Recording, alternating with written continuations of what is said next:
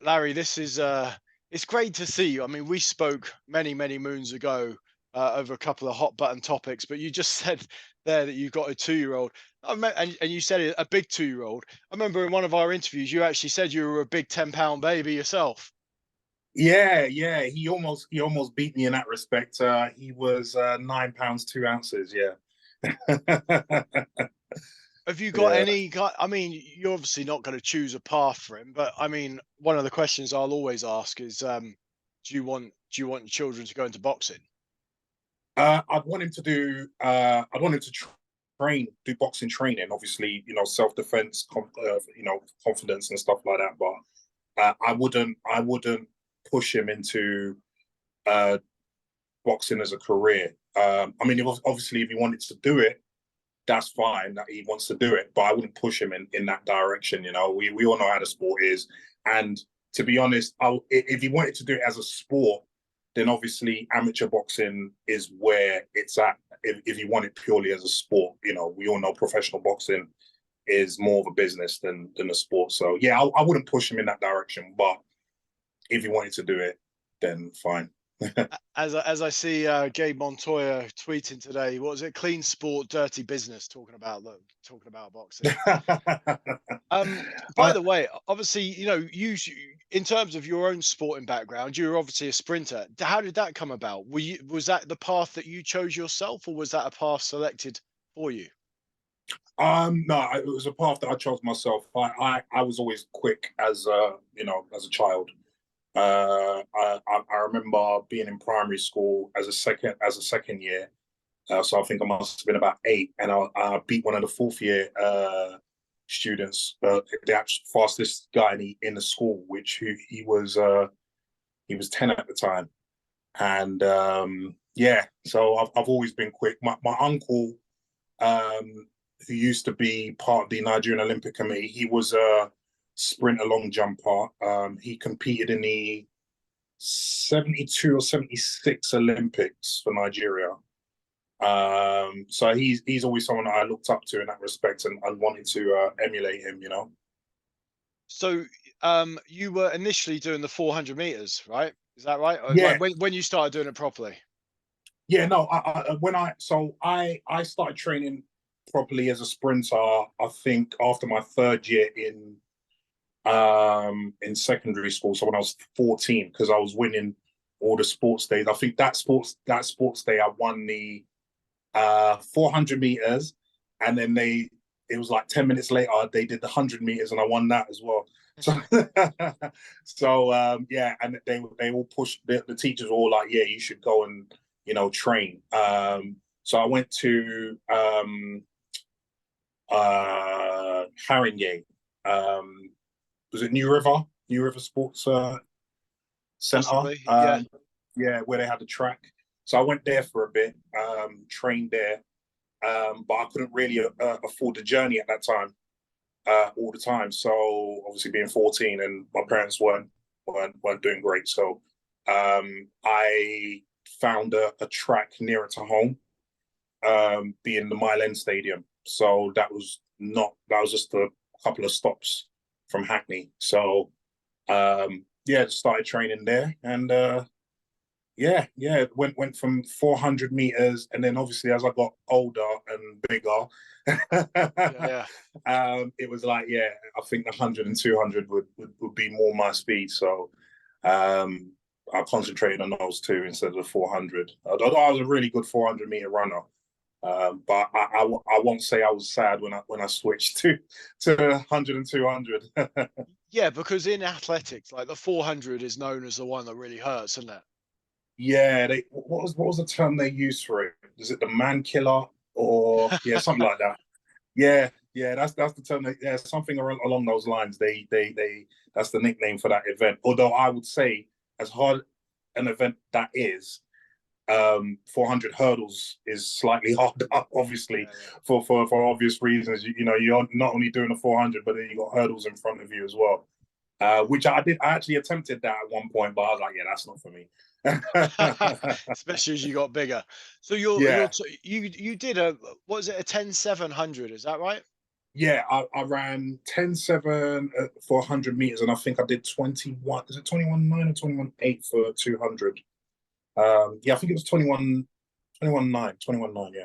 So were your did you have heroes? Were the people that you looked up to, were they athletes, as in athletic Yeah. track stars, or did you look at other sports as well?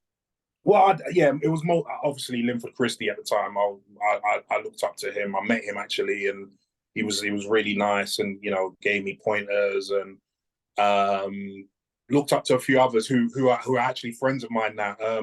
The high jumper Dalton Grant. Yeah, sure, sure. He's actually a good friend of mine because not only did he help me as a sprinter, but then I found out later on that he went to school with my taekwondo instructor, and they're very good friends. Didn't he So get silver? He got silver at the Worlds, didn't he? Behind yeah, was it behind Patrick Sherberg? I think either him or the Cuban guy, Oh, Sotomayor. Sotomayor. Yes, yeah, yeah, of Yeah, course. Yeah, yeah, yeah. it was one of them. Yeah, but yeah, he was fantastic and very helpful guy. I mean, he runs an academy now to help youngsters get into sport, athletics mainly. So yeah, those really were the two guys that I looked up to in terms of British athletes. Then obviously you had the American sprinters and stuff like that. So I looked up to them. Obviously, like I said, my uncle as well. So yeah, I kind of like wanted to pursue that as a career. I had you pegged as a John Regis fan. Yeah, no, I did like John Regis actually. I really Yeah. did like John Regis. Yeah, He yeah, was yeah. a Yeah. tank, mate. He was an Uh, absolute tank. I mean, Linford was big, but yeah, I mean, John Regis would not have looked at a place on a rugby field, even a bodybuilding stage. But he had, I think, his family's genetics because Cyril Regis was his Nephew, relative, right? Yeah, and yeah, he was a lump as well. It just ran in the family. yeah. Because John Yeah, was a great bend runner, wasn't he? They obviously 200, and they stuck him in the odd 400 relay as well, didn't they? yeah, he had great stamina. Yeah, because he always did the 400 relay as well. Yeah, that's right. Yeah, And then you yeah. suffer your sort of dreams or aspirations came crashing down with a torn hamstring, right? Yeah, yeah. So I tore my hamstring before I tore my hamstring twice. So the first time I tore it, it took a lot of rehabbing to get it back to where Did you tear it in a race or no training? training. Yep. Yeah.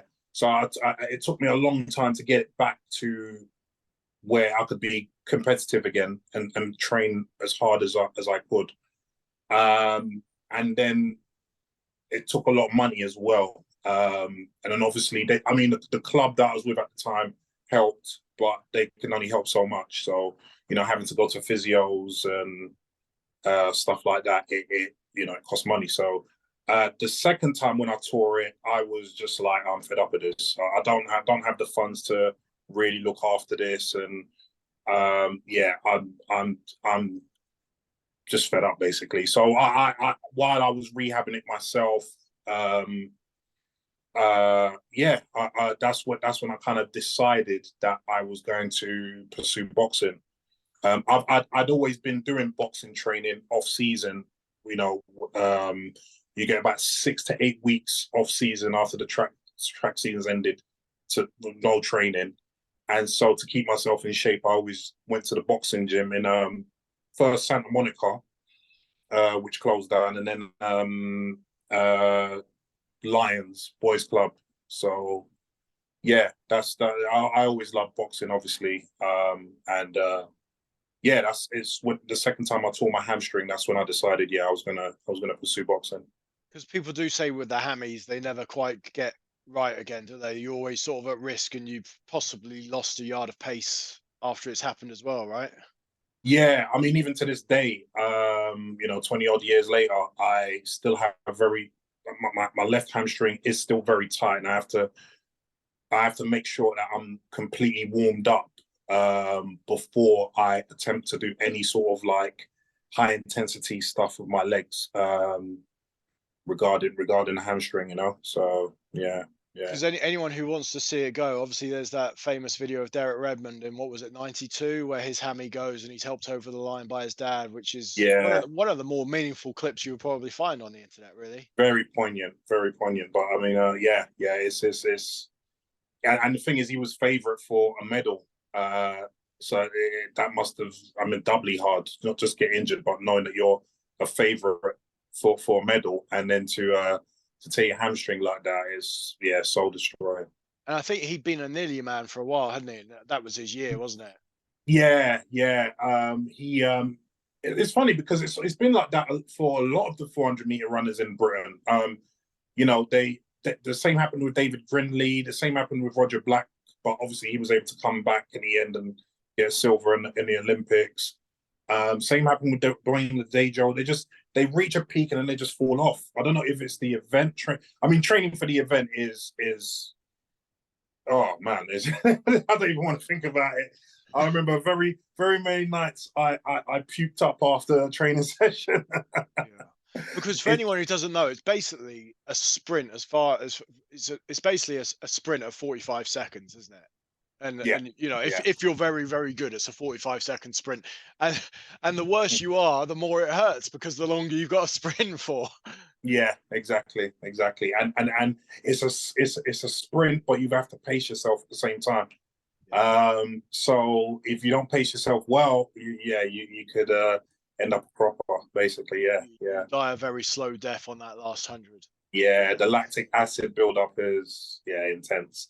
How good could you have been? Because obviously, well, when we talked before, I know you said about training alongside the likes of Dwayne Chambers and Philip Sado. Um, were you in that class? Like, if you hadn't had injuries, could you have gone? Could you have represented the UK at anything, or would you have been in national competitions? I'm not so sure because when I was running 10, every time I say to someone I was running 10-7, they're like, wow, wow. But they have to understand that there's levels to this game. When I was running 10-7, Dwayne was running 10-1. Yeah, So could I have? You never know. You know, I mean, I was a decent standard. I was, at that point, I was, national standard. But could I have represented the UK? It's hard to say because there were so many guys ahead of me who just had so much more raw talent for sprinting than I did. Um, yeah, it's hard to say. I mean, if I was to guess, I'd probably say not because there was just too many guys ahead of me, like Dwayne, who had just natural talent. yeah. Yeah. So when we talked a while back, you've already mentioned them. You said about your parents; they gave you a good upbringing. What did they do? Were they around all the way through your childhood? Yeah, yeah, yeah, yeah. My parents always made sure that there was always someone in the house, even though my dad worked nights for a lot of our childhood. There was always, I think they did that deliberately to make sure there was always someone in the house, so we weren't roaming the streets like a lot of kids do. And they're Nigerians, so they were strict disciplinarians, as you might know. And being Nigerians as well, old school Nigerians, they enforced education, education, education. So yeah, I mean, listen, to some people, and even to me at times, it seemed quite dogmatic. But at the end of the day, I think it for the most part, it was the best thing for us as children, and I think my brother and sisters would attest to that as well. Yeah, I think a lot of people who do get that tough love, and I had a pretty Victorian upbringing because my dad was so much older. He sort of died in Mm. 2012, but he was from a different time. Yeah, I think a hard way is a good way, but times just change, don't they? And obviously things that might have happened 30, 40 years ago just don't happen now. And yeah, attitudes and relationships change as well. Like, and I don't know if that's the same um, in your family tree. Obviously, we spoke about your little and now. Not to say that you give your 2-year-old an absolute shoeing, but in terms of my kids are grown up now, and I didn't treat them the same way my dad treated me. Cycles, everything changes, don't they? They do change. yeah, yeah. I mean, there's certain things I wouldn't repeat. I mean, I wouldn't the punishments. I wouldn't be as severe with my one as my parents were with me and my siblings. But for the most part, I agree. I think that's what's missing nowadays with kids. you know, that toughness, that tough love, that, you know, the discipline, knowing that, you know, you're going to get a whack if you Yeah, I lie. uh yeah, Yeah. if you mess around, you know. And I think, because I said this to the missus actually. I said, like, don't get me wrong. Obviously, I was born here, but my parents are from Nigeria, and Nigeria has a whole heap of problems. I'm not even trying to pretend like Nigeria is a utopia. It's got a whole heap of problems. But one problem they don't have is wayward kids running the streets. Because if that happens, you'll get whacked up at school. The teacher will tell your parents, and then you'll get whacked up at home. And if you mess around on the street, walking around, everyone on the street will whack you up, and then they'll send you to your parents' house, tell them what you were doing, and then they'll whack you up. So, so you know, that part, I wish was over here. But yeah, like you said, times change. It used to be like that over here. So yeah, but Yeah, it's funny. times time. The tough love thing is interesting because obviously some kids it will screw up who can't cope with it, but also Yeah. there's some kids who, you know, for me, I'll say, well, it just taught me right from wrong. A very Mm. simple and effective way of teaching you right from wrong.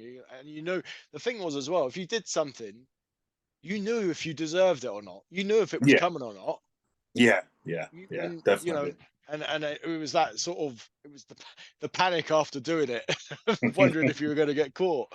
So Yeah. Yeah. anyway, you then you obviously said about education. So you went to uni. Which uni did you go to? Yeah, I went to Queen Mary. So, and I studied pharmaceutical chemistry, which would serve me well later. Is it what? So I got to ask, why did you go for that qualification? um, so as I said, my parents pushed education, education, education. I really didn't want to go to uni at that point. I mean, when I was younger, uni was always on the cards because it was sold to us that that's what you needed to be successful. But obviously, as you get older, you realize that that's not necessarily the case. And I was very academic, and I think a lot. I think so because of that. My parents put a lot of hopes and dreams into me, like being a doctor or a lawyer, whereas that wasn't part of my plan whatsoever. And I really didn't want to go to uni. I really didn't want to go to uni, so I kind of felt forced to go to uni. But so I kind of made a deal where if I go to uni, I'm going to study what I want to study. I'm not going to study medicine. I'm not going to study law. I'm going to do what I want to do.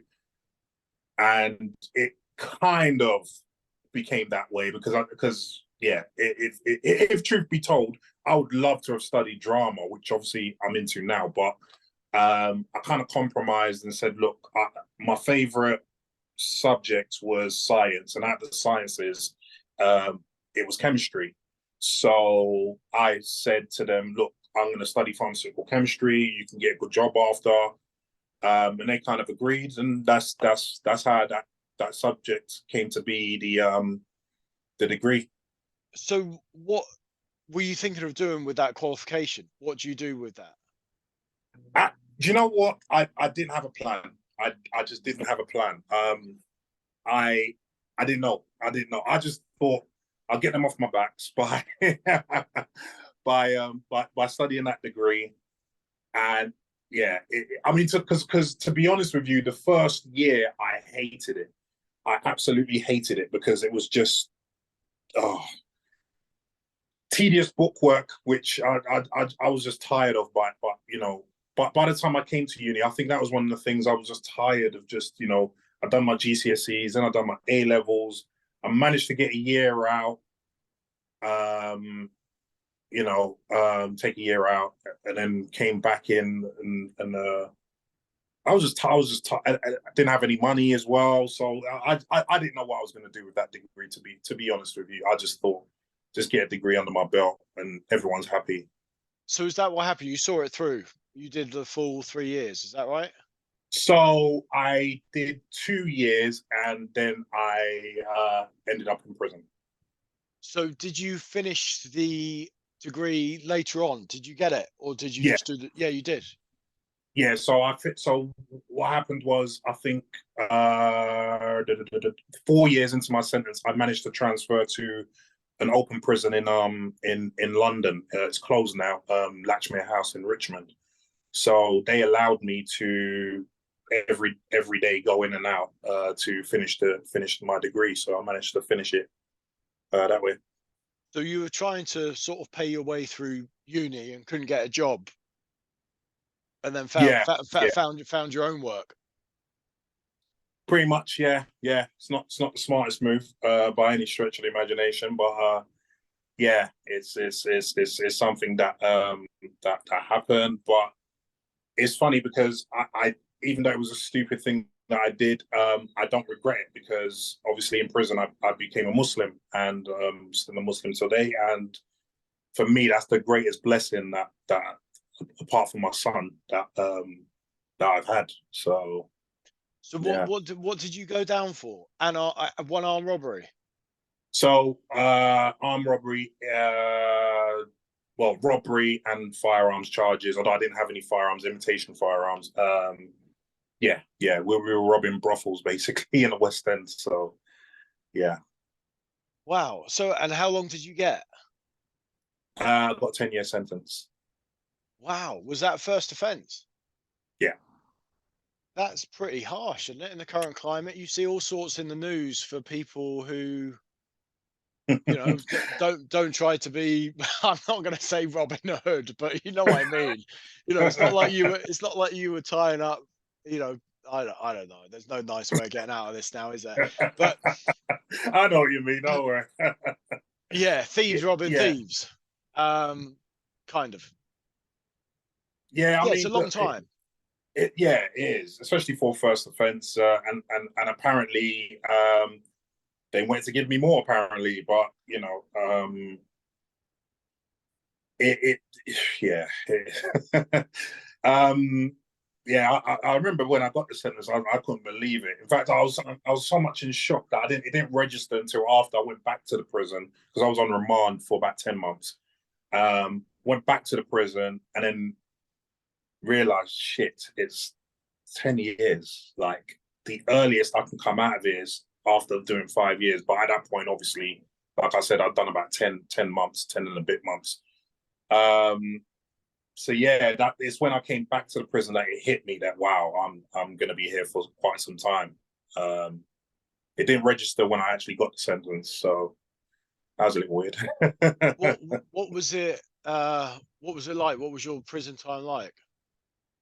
um, for me personally, not eventful. I mean, obviously you get the odd one or two people that try it, and you make sure that you let them know that you're not the one. But I didn't really have too much of that, to be honest with you. I pretty much got on with most people. I mean, obviously my size helped, but yeah, I didn't really have many confrontations. I think if I really be honest, I had maybe two confrontations in the whole 5 years that I was there.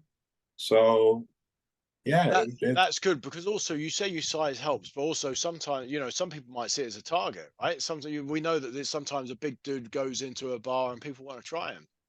yeah, Same thing in yeah, prison, right? yeah. No, definitely. Yeah, that does happen, 100%. But yeah, I mean, it didn't happen with me. So You said one of the worst things about prison was the hurt it caused for others in your life. I'm guessing you're talking about your parents there. yeah, yeah, yeah. My mum especially, she wasn't happy with me for obvious reasons, and I can't blame her. Um, it was it was a pretty dark time in my relationship with my parents, especially my mum. Obviously, my dad's not around anymore. He died a few years ago, but yeah, my mum was severely unhappy with me, and I had to take that on the chin, and as you said earlier, I had to own up to it and you know try and make amends as much as possible. So I was going to say, what did you get out of prison? Because some people double down and become career criminals and learn how to live on the other side of the law. But you knew that wasn't going to be you, and you knew you didn't want to go back. So obviously, I'm guessing religion and obviously the fact that you then finished out your degree showed you that you were sort of preparing for a very different life when you got out, right? Yeah, definitely. I mean, I didn't want to be a statistic, and also it's just not. It wasn't the way I was brought up. I mean, obviously, I grew up in Hackney where that happened. I mean, Hackney today is completely different to the Hackney that I grew up in. But obviously, the Hackney that I grew up in was full of people, in gangs and doing all sorts of stuff. That's when a lot of my friends got murdered with a Hackney Tottenham beef, and I never involved myself in that. And actually, funny story. To do with that. When I was in prison, my brother went to a club. I can't remember what club it is, nightclub, and he went with his friends. And someone came up to him, and he was like, "Oh, you're Larry's brother." And my brother didn't know how to take that, so he was like, "Yeah." And then he was like, "Yeah, yeah, yeah, no, no, no, no, no. How's Larry doing?" And he was like, "Yeah, he's okay." And then he was like, "Okay, look, I'm just letting you know it's about to get messy in there. Basically, something's about to go down." So he said, "You better leave." So my brother didn't need to be told twice. He just got his friends and he said, "Look, something's about to go down. Let's go." So they left, and apparently a few minutes later there was a shooting in the club, and that's why I'm grateful that I'm how can I put this? I've never been. I've always tried to be a good person, especially I've never tried to involve myself in things,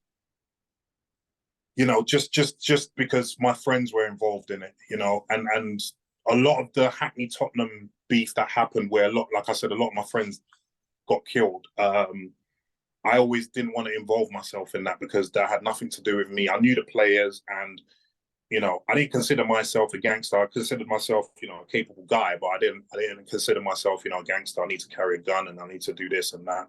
So, and I think for the most part, everyone saw me as that as well. They saw Larry as a capable guy, but he's a nice guy and he just wants to do his thing. And so we're not gonna involve him in stuff. So that I was grateful because obviously my brother is pretty much like my best friend. So that I wouldn't have been. Let's put it this way: I wouldn't have been well in the head if anything happened to my brother. So I'm grateful to Allah for that. But yeah, it's Hackney. Hackney was a strange place back then. It Well, really that was was. when it was the old Murder Mile, right? Yes, yes. In fact, my mum still lives on Motor Mile. Yeah. Well, I've been Yeah, down there subsequently to see your old trainer, James. And, like you said, you can't, there's bits where you can see it's not being redeveloped, but on the mm, whole, it's not as terrifying as you might imagine now. yeah, But you can yeah. still see, I suppose there's, things that haven't quite come into the 21st century yet down there. Um, by the way, it was quite interesting when we spoke many moons ago because you said how your training in prison depended on the prison, and obviously one of the things was what the food was like in terms of what you're putting into your body because sometimes the prison slop just didn't match up to what your nutritional values were, right? Yeah, yeah, that's to say the least. So when I was in, when I started off my sentence, I was in Wandsworth, and the food, I mean, for for for a holding prison, the food wasn't too bad, but it was okay. It was okay. It's when I went to Swellside and we had a prisoner kitchen. So if you had enough money, you could buy your own meat and stuff and cook your own food. And yeah, that brought on my training a whole lot. Yeah, sure. Yeah, yeah. So what we used to have was food boats. So there used to be someone who was a really good cook, and then what we'd do is we'd like maybe 3, 4, 5 people would get their money together every week and buy meat and whatever other foodstuffs we wanted, and we'd buy extra for the person who's doing the cooking, so he doesn't have to spend any money. That's like his payment for cooking, and they'll cook a nice meal every night for us.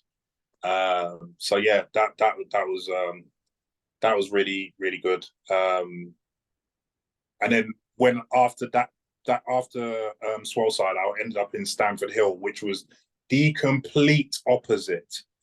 I think I had diarrhea the first month I was there, and I lost like 10 kilos. I looked like Skeletor. Honestly, And then I was trying to, although we weren't allowed to get some supplements, creatine in particular, in there because I lost so much weight, and it was just a nightmare. And then when I went to Latchmere House, the food there was actually really, really good. And then obviously I was in there maybe 2 months before I started going out every day for my to finish my degree. So obviously I could eat food outside. So And yeah. then there was this great line where one of the prisons, they had you had staff shortages, so they cut the gym time of the bigger Oh, prisoners. you've got a fantastic memory, Tris. Yeah, yeah, that was in Swellside. Yes, yes, yes. So They were like, I "No, think you're I big became enough. You don't need to get out here. Get back inside." yeah, I mean, at Swellside there was some big guys there, and because I was on a powerlifting team there as well, and if you behaved yourself, you actually got an extra gym session. So all in all, with the powerlifting and the extra gym session, I was getting five gym sessions a week, which was great. And I think most of the other big guys were the same. And then because of the staff shortages, it went down to two, and it was like, what? So yeah, it wasn't great, but obviously I made up for it by just working out it myself. Other guys took their frustrations out on the you know the prison guard, so it The wasn't a great screws in the time in there. system. Yeah, yeah. Yeah, it wasn't a great time in there when they cut the gym. Yeah, and it's funny because the guy, like I said, most of the big guys in there were not troublemakers. They all they wanted to do was work out, and that's it. So it actually would have served them better to try and facilitate us getting as much gym sessions as possible. Yeah. But yeah, I mean, they said they were severely understaffed. So So you're out of prison. Okay, you've got your degree in pharmaceutical chemistry. mhm. How do you go into boxing? Why do you not just think, like, I don't know, is it a physical thing where you want to use your size and strength and you want to scratch that sporting itch? Or like, how do you not look for a 9 to 5 or a desk job with your degree? So I've always had a dream of being a sportsman. Actually, I've had two dreams: being a sportsman and an actor. So I'm actually doing the second one now. Right. But yeah, one of the dreams was to be a sportsman, and as I have that as a career. And like I said to you before, I'd already made that decision before I went to prison that I was going to pursue boxing. So I already made that transition by the time I went to prison. So for me, it was just picking up Right. where I left off. So yeah, I always made plans. In fact, what the year that I was the last year of my sentence when I was going in and out to finish my degree, I was always liaising with the person who trained me in Lions Boys Club to come back to train there, and they were really happy to have me back because they saw something in me. And my brother was training there at the time as well. But funnily enough, when I actually did get released, they refused to have me back in the club. And that was because the owner of the club said that because I'd been in prison, it wouldn't be a good look to have me in there, which I found very perplexing because I was like, well, you've got kids here that look up to me, who know who I am, and it would be good for them to see me doing something positive. And then on the flip side of things, you've got people who are wayward, and it will be good to have them in there and see me doing stuff, knowing what my background. It was just like talking to a brick wall anyway. So I that's when I left them and ended up in Repton. So did you have some amateur fights? Yeah. I had I had 11 amateur fights. Yeah, Okay. And then yeah. I had when 11. I looked up the other day, I actually covered your pro debut on Ian Naperville in Bethnal Green. So how did you and Frank hook up? Frank Maloney, now Kelly Maloney, because he promoted that show. What was your Yeah, introduction with Maloney? that was all due to James Cook. Okay. So how did this occur? So someone obviously I always knew who James was, but someone said that maybe I should go on check out James, to train me as a pro. So I went and spoke to James, and I showed him some of my amateur fights, and he was quite receptive to training me. So then he was like, "Look, we need to find you a manager, promoter, and I've got links to several." So he spoke to a few, and I think Frank Maloney was the one that was the most receptive. Obviously, we know he loved heavyweights, so I had a meeting with him, and ended up signing papers with him. And obviously, I was kind of in awe of him because obviously I was a big Lennox Lewis fan, and obviously he helped guide Lennox, so I thought he might be able to do the same for me. So let me ask you that. How far did you think you were going to go? Obviously, it's one thing ticking a box to be a sportsman. It's another thing to be the heavyweight champion of the world. Like, what did you think Yeah. the ceiling was? I didn't really. I thought I could be British champion. Definitely, I thought I could be British champion. I didn't know if I could be world champion. And to be honest with you, that wasn't it. That wasn't my primary thought when I became a boxer. I thought to myself, look, if I can make a living out of this, a decent living, that's what it's all about for me. Because I mean, the sport is littered with world champions even that didn't make much money, and consequently their lives after boxing has not been fantastic, to say the least. So I was always conscious of the fact that titles, and legacy doesn't always equate to, monetary rewards. Sure, So sure. You won 4 on the bounce and then ran into a Pole who I can't pronounce, and lost the decision. What was your take home after the first 5 fights? Obviously, four quick wins and then a decision loss. What were you thinking? Were you thinking, well, this is okay, like I'm bringing in some regular cash, or that so after a few wins, you thinking that British title's in going to be within touching distance? I thought it was in touching distance because that fifth fight which I lost, I know Daniel Perret, I remember him well. It's actually a Russian. I was moving house around that time, and I should have called that fight off. I really should have called, because even James Cook warned me. Look, you're stretching yourself a bit too thin. You're not taking time off work, and you're not taking time off training, and you're moving house. It could zap your energy. And I was like, nah, I'll be fine. Kind of underestimated the opponent in a sense that I thought, yeah, I could do all of this and still be fine in there. And I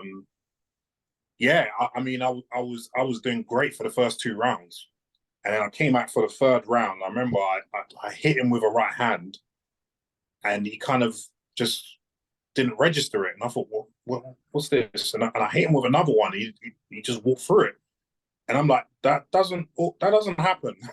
And I subsequently, during that round, I started breathing so heavy, and I know I'd done my training. So, and then I realized, okay, what James is saying is true, because I literally had nothing left in that third round onwards, and it was just a matter of surviving, not surviving, but because I wasn't in any trouble in there, but just kind of like, yeah, just get through it. And I personally thought I won that fight by a point, because he didn't really hit me with any meaningful shots, but I just weren't as busy as maybe the ref wanted me to be. So By yeah, the so way, I didn't really. yeah, Sorry? go on. No, go on. No, I didn't really take that loss as. I actually wanted a direct rematch with him, but then it was said to me, no, there's no point. Just beat some of the guys that beat him. So then the next fight I had, I think was, or maybe the fight after that, was Scott Belshaw, who lost to the same guy, then beat the guy. And then obviously further down the line, I had a fight with Dave Ferguson, who beat Daniel Perret, and I stopped him in the first round. So You know. Yeah, so by the way, I think BoxRec, by the way, changed Daniel Peret's name. That's why I didn't recognize it. I think he's probably got a more Russian name on there these days. But now you Right. said that, it absolutely rings a lot of bells because he was a regular visitor over here, as you Yeah. said. And you won 4 in a row after that, by the way, in good class, which is probably prime Larry, right? Because you beat Dave Ferguson, Colin Kenner, Scott Belshaw, and Paul Butlin. Like those are really good scouts to be taken at that level at that early part of your career. Yeah, definitely, especially the Dave Ferguson one because that was a British title eliminator. No, sorry, that was English title eliminator. Um, I might have, yeah, I did have the Southern area by then as well because I beat Colin Kenner for the Southern area, and Dave Ferguson never been stopped. And I remember watching him against Rogan on that first prize fighter, Yeah, and knowing that he was a tough guy. And then I'd seen fights he had in the amateurs with Chisora and a couple of other guys, and I thought, wow, this even James said be ready for a 10-rounder because this guy's never been stopped. But I thought to myself, you know what, I know what I'm capable of power wise, and yeah, I at that point I started going to the wild card to train. So I was pretty confident that that would go my way, you know. So yeah, so you went out and trained with in the wild card in Los Angeles. Yeah, yeah, Was yeah. there much heavyweight sparring out there? Doesn't strike me as a haven for heavyweights, or were you just getting It quality work in? it wasn't well, it isn't a heavyweight haven now, but back then it was. It well, sort of, because back then, this is what a lot of people don't realize. I sparred with a just turned pro, Andy Ruiz. I was calling Andy Ruiz possibly upsetting Joshua when no one thought he'd do it. And in fact, my brother's friends made a hell of a lot of money on that fight because I told my brother, this guy's good. I've sparred him. He almost had me on the floor, but you know, in one of the sparring sessions. I remember was just to touch on that. First time I sparred him, Freddie warned me he's got very quick hands. I mean, you've got quick hands, but he's got quick hands. Okay, cool. So I went in there and he hit me with an almighty left hook, and I was seeing stars. And if I didn't grab him, I'd be on the floor. And I just finagled my way around that first round. And I got back to the corner. Freddie was in my corner, and he was like, "Listen, you better show me something this round." That's all he said to me. He didn't say slip the jab, you know, throw more right. He just said, "You better show me something this round." I was like, "Oh my god, I must have looked awful." So I basically came out with a mindset in the second round. I got to knock him out, and I hit him with an almighty like overhand right, and he kind of started seeing stars. He grabbed me for dear life, and it's kind of like in the third round to the sixth round, we had this unspoken agreement that we would just box instead of knocking 7 bells out of each other. Keep the rocket launchers away. Yeah. Yeah. And then we actually became quite good friends after that. We spoke and yeah, there was a few good heavyweights around at that time. There was.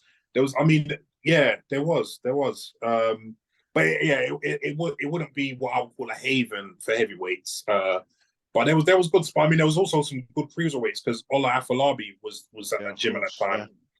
And then you had Who was the best you sparred in your career? Was it Andy? No, Terry Dunstan. Oh, okay. Terry Dunstan, and in fact, I have to credit Terry for teaching me so much about boxing. He was a godsend to me, to be honest. I mean, we're still good friends now, though I haven't spoken to him for a while. But he really took me under his wing and you know taught me a lot. He taught me a lot about sport. Yeah, so I would say he's the. I remember sparring him as an amateur and just dreading every time I had to spar him. I dreaded it because he just beat me up, and not in a bad way, like not taking liberties or anything. But Just he can't just do make me look anything with him. stupid. Yeah. Sorry? I said you just couldn't do anything with him. Not at all. Nothing. He'd nullify everything that I brought to the table and just yeah. I mean, but then again, Terry sparred by that point. He'd sparred Lennox, and apparently he made Lennox look the same. He'd sparred Tyson, Bruno, yeah, he's one of he's. I would definitely say he's one of the best British boxers to never win a world title. Yeah. Definitely. Hey, so obviously we're talking about those good wins that you netted, but there was still a big jump up relatively to Big John McDermott. Were you on board with the McDermott fight? Oh yeah, to this day, I could have beaten McDermott. And that's kind of like where I feel like with James, I didn't really have a good game plan, because, and it's not, I'm not slighting James, I'm just saying how it was. James just kept, I think James was in awe of my power, and he just kept saying, just go in there and knock him out. But I was like, how, James? How am I going to? Because I understand that, McDermott is a good boxer. He's probably better, well, not probably, he was a better boxer than I was. He'd been doing it since he was a kid. So, my thing is, how am I going to do this? But yeah, I mean, if I'd have kept the distance and not go into him straight away, I think I could have won that fight. He even told me afterwards that I hit him with a right hand, and he thought, "Oh my god, I need to get Larry out of there ASAP." So uh, yeah, and I kind of feel like the ref at that point should have let me carry on. I wasn't hurt bad, but here's what it is. It's that's how it was meant to be, and yeah. Did you get on well with Frank Maloney? I never really had much interaction with him, to be honest with you. It was all business, so it, yeah. I mean, Nothing personal, just business. yeah. I mean, Yeah. I was warned early that he likes a pound note and is quite stingy with it. So yeah, and then and that's why I ended up leaving him to go to Frank Warren, Right. because he Okay. wanted to pay me pittance for that McDermott fight. And he'd been paying me pittance up until then, but I took it on, on the advice that, it'll get better in the next one. It'll get better in the next one. And then I just finally had enough and just said, nah, this isn't happening. One thing I did promise myself, knowing the sport that I'm going into, was that I would not be taken advantage of. So So because yeah, it's interesting in terms of promoters and not being taken advantage of. Like it's one thing to, I suppose, your education, even if it was in something different, and your outlook on life had made you pretty worldly wise by the time you got to that point in your career anyway. yeah, 100%. I'm always someone who, you know, I was a very critical thinker even at a young age, um, and I was very strong-willed. I still am, but yeah, I wouldn't say stubborn, just strong-willed. If I feel like this is something that I want to pursue, or this is I'm right, I'm going to be very dogged about it. But at the same time, I'm the first one to admit if I'm wrong. So I don't let that kind of that dogged that doggedness become a disadvantage. But yeah, I've always been strong willed like that, and like I said, I always said I made myself. I said to myself certain things when I became a boxer, and I said, look, no one's going to take advantage of me, but at the same time, I'm not going to be too obsessed with money. So, if I'm happy with what I'm getting for a fight, I don't care what the other guy's making. I don't care what the manager's making. I don't care what the promoter's making, because you're just going to make yourself sick going in that merry-go-round, and it's not going to do anyone's physical or mental health any good. So as long as I'm happy with what I'm getting, I'm satisfied. That's Because it's worth mentioning, a lot of these fights we're talking about, they were on Sky Sports, weren't they? yeah, yeah, So yeah, obviously, you'd imagine certain dollar signs in your eyes by being on TV, or people do, don't they? People do. I remember, I've had this conversation with plenty of fighters, including Wayne Elcock, who actually didn't mind, but he would be on a Saturday night or Friday night main event as it was back then, and then he'd be doing his work for British Telecom and going up and servicing people's houses on the Monday morning. They're like, "Aren't you that guy off the TV?" But everyone yeah, expects that they see you on TV and you're living out in a mansion somewhere. yeah. A Um, lot of people, a lot of people think I was a millionaire by the time the McDermott fight rolled around, and I mean, my biggest purse, which was the fight before McDermott and McDermott, was 10 grand, which is Wow. basically nothing. Did you make more for the armed robbery than that? Probably not. So then came Sam Sexton, who stopped you in the fourth. Sam was a good fighter, wasn't he?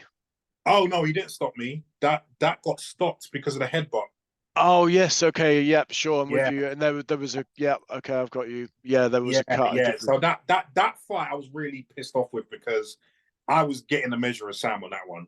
I was getting me because I'd hooked up with a good friend of mine, Dave Pereira, who I really rate as a coach. He's very underrated as a coach, and I worked with him solid for a year. And I think a lot of people was expecting Sam to blow me away in a round or two because of what happened with McDermott. And I think as they saw that fight progress, they were like, "Oh, Larry's improved." And and the thing is, when that headbutt happened, I could hear him breathing heavy, and I was like, "Right, I got you. I'm gonna put you away before this fight gets to the eighth, which was it was an 8 rounder." And then that's when they changed the rules. Instead of making it a no contest, they went straight to the cards, and he was up by 1 point, and they gave him the fight, which I thought was extremely unfair. I don't even know how he was up by a point because he didn't hit me with anything, but it is what it is. But yeah. So yeah, you mentioned Dave Pereira, who worked with Danny Williams towards the end of his career, didn't he? Yeah. Dave's a very underrated coach. He also helped Anthony Small get Yeah. the British Commonwealth. Yeah. So then, obviously, you know where we're going now. In fact, I've done the podcast. I've done the Do I? podcast with Sam, and Sam said he'd never been tested in his career up to that point, and so you guys both do tests afterwards. You fail the test, but like, is it based on a collection that night, or have they tested you before, or what? So I've never been tested up to that point. So it's a funny sequence of events that happened before that fight. So 2 days before the fight, I get a call from my missus at the time, no longer my missus now, saying that there's people at the door and they say they're from the boxing authorities. And I was like, boxing authorities? What they doing there? Find out later that they actually that's what UK anti-doping do. They say they're boxing authorities, which I think is really stupid because everyone knows no one from the British Boxing Board are going to come to your door like they're the police. But at the time, I remember I was thinking, who are they? And I think they came again.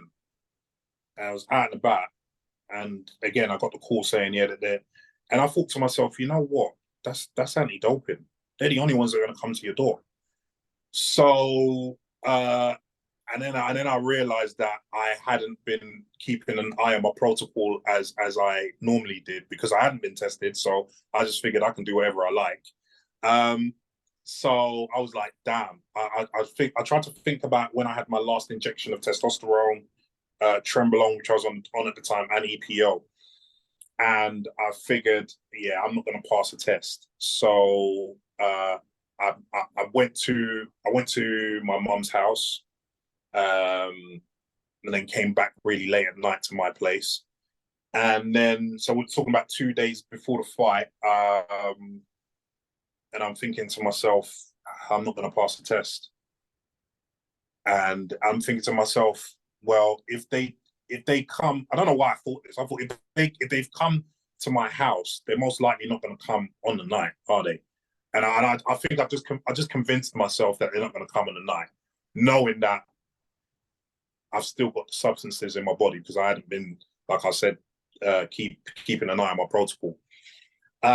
So on the night, as soon as I came in there, they were on me.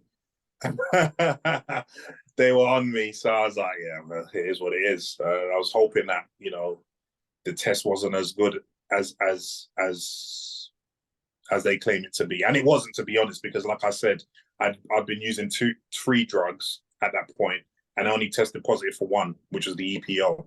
So they didn't catch the testosterone, they didn't catch the trenbolone. So So, yeah, so when you did the test, was it a urine test? yeah, You knew you were going to get caught. most likely, yeah, yeah. So was it a little bit like, in terms of civilians like myself, is it like a flash from a speed camera and you're waiting for the post? Yeah, pretty much. That's a good analogy. That's a really good analogy. Yeah, pretty much. Yeah, And then, yeah, so is that how it is? Like you're looking at the mail thinking, or yeah. you waiting for a phone call or whatever it is. Phone Yeah, yeah. call, mail, whatever. Like, and throughout, I'm thinking, no news is good news, right? No news is because I'm new to this anti-doping thing. So just thinking to myself, no news is good news. No news is good news. And then the news came. I forgot how it came. That I tested positive, and yeah. I So, was but like yeah, I said, I was actually surprised it was just the one that they picked up.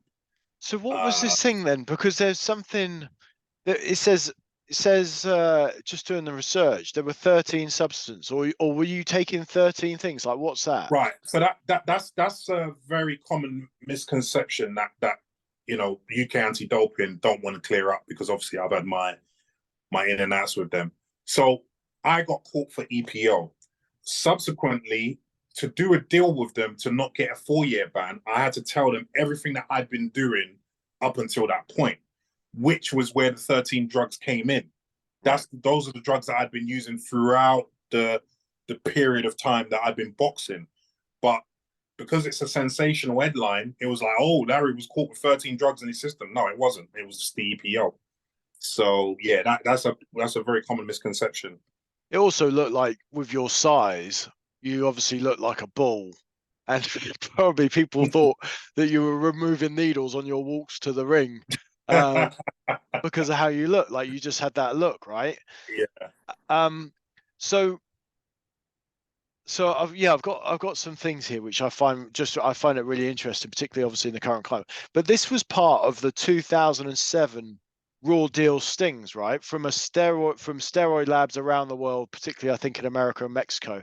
So agents were working with WADA who found a supplier's emails that included your orders and basically your back history, right? And transactions and yeah, stuff. yeah, yeah.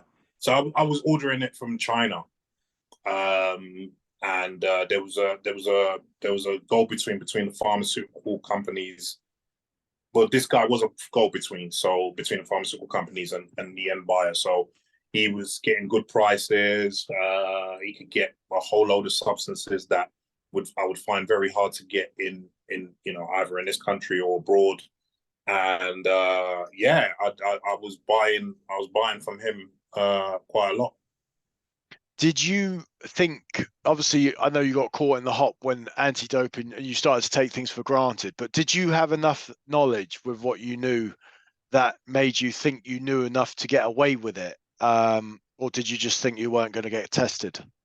Oh, I had enough knowledge to get away with it. Yeah, I used, like I said, I used my pharmaceutical chemistry degree to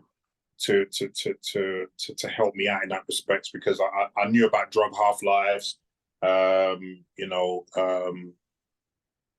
detection time, the equipment that they use to detect, which is the liquid chromatography, mass spectrometer, so I knew pretty much, and then also speaking to other athletes in other sports that I used to train with and stuff, so on and so forth. I knew the what was going on, so to speak, in those sports. So it was a little bit of both. In because you said also, did I think I wasn't going to be tested? Yes, I towards towards the Sam Sexton fight, I did think that, and that's why I just kind of abandoned any sort of strict adherence to my protocol by then. But when I became a pro, I was very strict to what I was, coming off of certain drugs at certain points to make sure that I test I don't test positive on the night because I didn't think they were doing random testing at that point, and they weren't. They weren't. So yeah. So had you been on stuff from the start? Yeah, yeah, yeah. Um, what did a day look like? Obviously, I know you've kind of narrowed it down to 3 substances, right? So it's not like, because obviously here's me thinking 13 things that you've got: pill containers, needles, and all sorts. I mean, but was it one thing 3 times a day, or is it, certain stuff, certain amount of times per month, or did it vary depending on what you were on and It, dosages and all the rest of yeah, it? it depended. It depended on what you were using, because there's so much variety in terms of what you're using and how you use it. So, for instance, if I'm using testosterone, I always use a long ester testosterone. I have a testosterone enanthate or sustanon. So you could take that once every week as an injection. If you're using growth hormone is an everyday injection, or at the very least an every other day injection. EPO was an every other day injection. Then things like your orals like Dianabol, you take the 1 or 2 pills a day. It just depends, and I mean, yeah, I was not on a lot of stuff, but I used to try a lot of different things to see what would be best for me and my sport and my body. So because I'm always also conscious of health ramifications. So I mean, for the most part, these drugs don't necessarily cause you any health ramifications, but obviously if you're careless with them, they can do. So I was always Yeah. conscious of that as well. Yeah. So I used to get blood tested and make sure that all my health parameters were on point. And yeah. Yeah, so there's a couple of things there. Obviously, the health thing was something actually that you reminded me, because I did want to ask about that, because in the old days it seemed to be a bit more Russian roulette, as in people didn't really know what they were taking, but they knew what the upside was. Mm. Has it changed now? And I suppose with your background and your intelligence about the subject, you weren't rolling the dice with your health, but people still now rolling the dice with their health, with what they're taking? If like, is it I, is all the dodgy stuff out of it now? Is it progressed to a level now where it's only decent stuff, decent in inverted commas, you know what I mean? Is it not going to yeah, endanger your health? that's a little bit of a double-edged sword because that's quite yeah.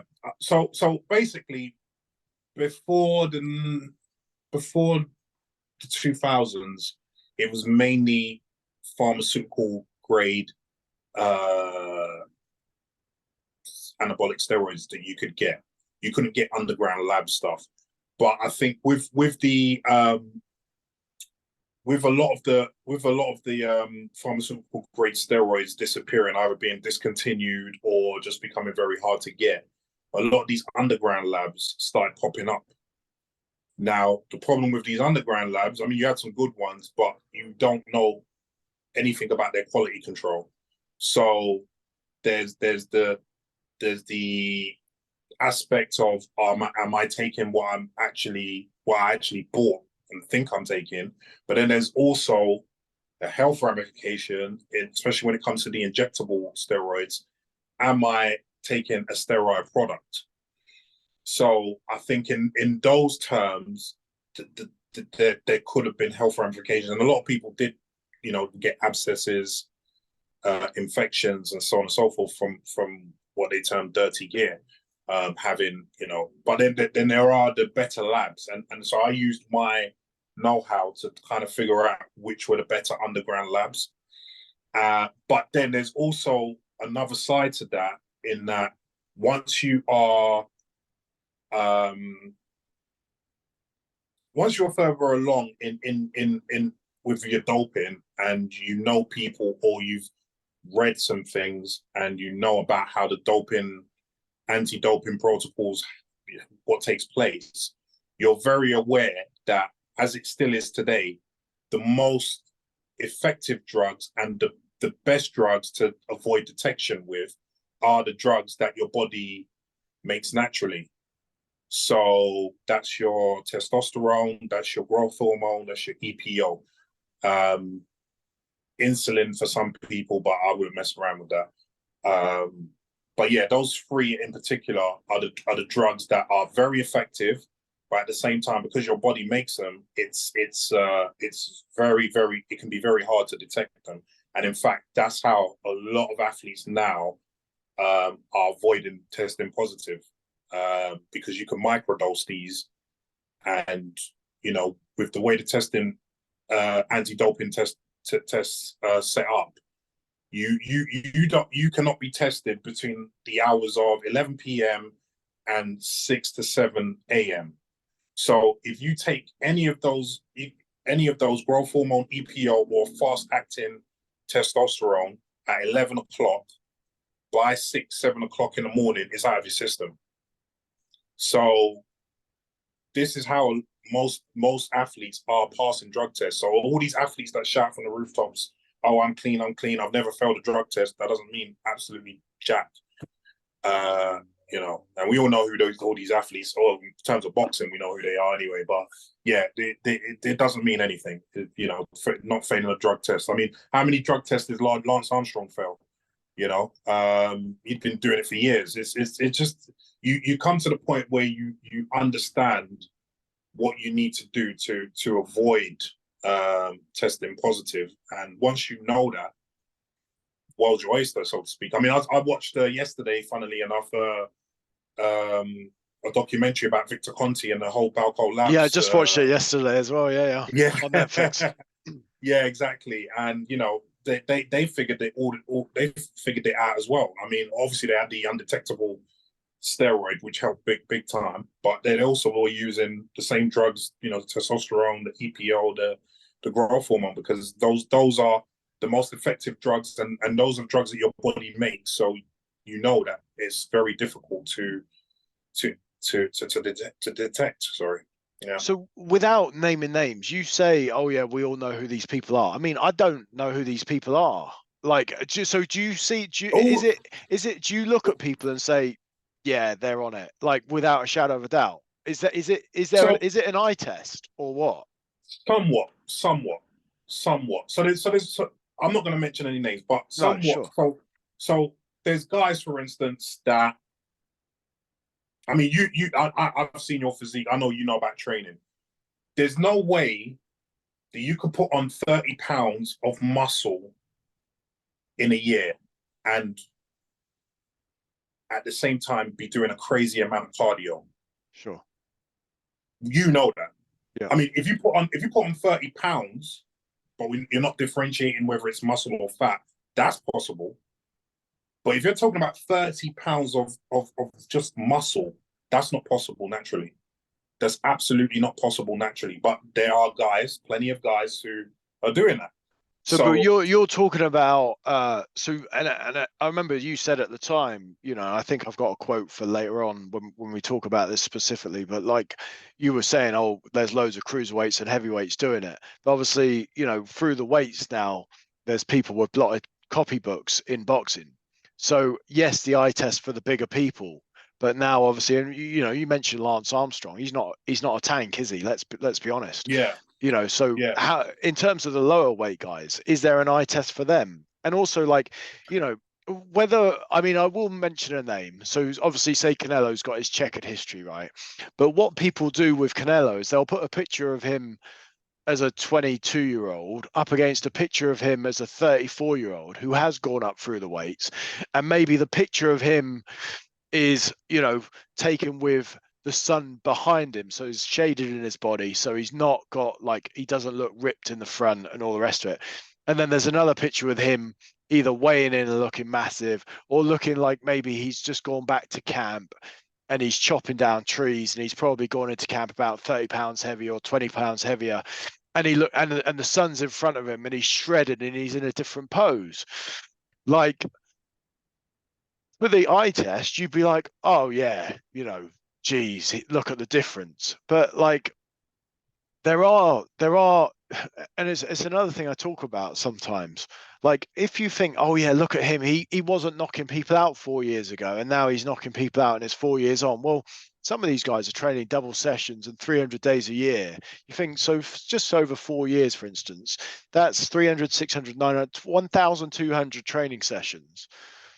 You are watching your nutrition, you're monitoring your recovery, you are entitled to be performing differently 4 years on if you're doing all the right things without, it surely you are entitled to make legitimate natural improvements without having to go on stuff, be it physically or in terms of performance. You'd be stupid for doing all the training if you weren't improving, right? Yeah, but what you're talking about is, if you're talking about training naturally, yes, you're gonna make improvements, but like you mentioned something, that if you're training all these training sessions, first of all, how are you even training all these training sessions? How are you doing all these training sessions? 2-3 times a day.